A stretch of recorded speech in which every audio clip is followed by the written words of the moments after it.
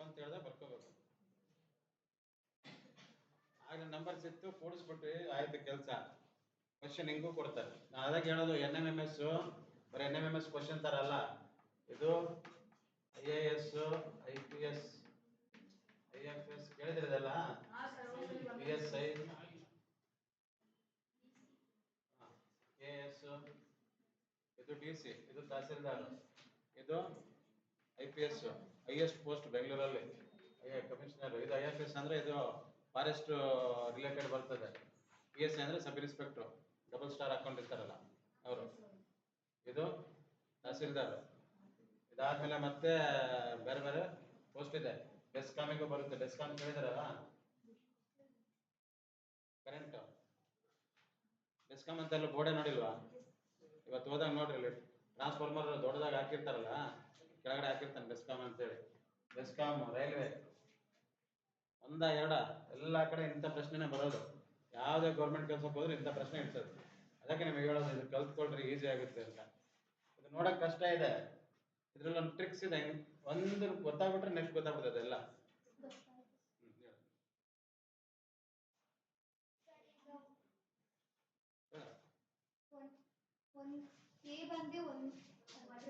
ಒಂದನೇ ಅಕ್ಷರ, ಆಮೇಲೆ ಜಿ ಬಂದು 7ನೇ ಅಕ್ಷರ.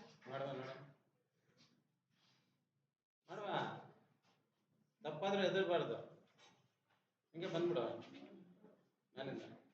ಎಲ್ಲಿಂದ ಸುತ್ತಕ್ಕಾಗ ಜಲ್ದಿ ಬರ್ಬೇಕು, ಟೈಮ್ ಆಗುತ್ತೆ. ಹತ್ತು ಮೇಲೆ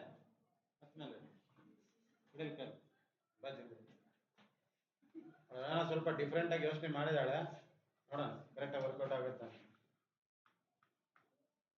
ಬೇಡ ಫುಲ್ ಬರೆಯೋದು ಬೇಡ, ಅಲ್ಲ ಹಂಗೆ ಹೇಳು.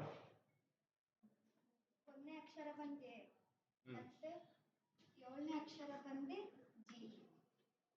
ಆಮೇಲೆ ಇಲ್ಲಿ ಬಂದು ಬಿ, ಬಿ ಬಂದು 2ನೇ ಅಕ್ಷರ, ಐ ಬಂದು 9ನೇ ಅಕ್ಷರ, ಸಿ ಬಂದು 3ನೇ ಅಕ್ಷರ, ಜಿ ಬಂದು 7ನೇ ಅಕ್ಷರ,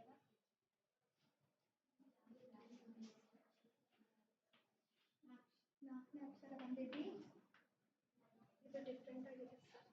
ಏನು ಡಿಫ್ರೆಂಟ್ ಇದೆ ಅದರಲ್ಲಿ? ABCD ಇದೆ ಅಲ್ಲ, ಇಲ್ಲಿ ಈ ಬರಬೇಕು ಸರ್, ಎಫ್ ಬಂದಿದೆ. ಹಂಗಾರೆ ಉತ್ತರ ಯಾವುದು?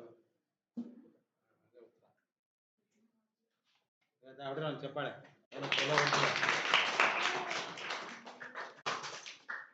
ಗೊತ್ತಾಯ್ತಲ್ವಾ? ಅವನು ಈ ತರ ಕ್ರಾಸ್ ಮಾಡಿಟ್ಟಿದ್ದಾನೆ ಅಷ್ಟೇ. ಕ್ವಶನ್ ಏನು ರಾಂಗ್ ಇಲ್ಲ, ಕ್ವಶನ್ ಏನು ಇಲ್ಲ, ಏನು ಕಷ್ಟನೂ ಇಲ್ಲ. ನೋಡಿದ್ರೆ ಮಾತ್ರ ತುಂಬಾ ಕಷ್ಟ ಅನಿಸ್ತದೆ. ಹೆಂಗ್ ಮಾಡೋದು ಇದು? ಇಲ್ಲಿ ನೋಡಿದ್ರೆ ನಂಬರ್ ಇದೆ, ಇಲ್ಲಿ ನೋಡಿದ್ರೆ ABCD ಐತಿ, ನ್ಯೂಮೆರಿಕ್ಸ್ ಆಲ್ಫಾಬೆಟ್, ಹೆಂಗ್ ಮಾಡೋದು ಅಂತ ಅನ್ಸುತ್ತೆ.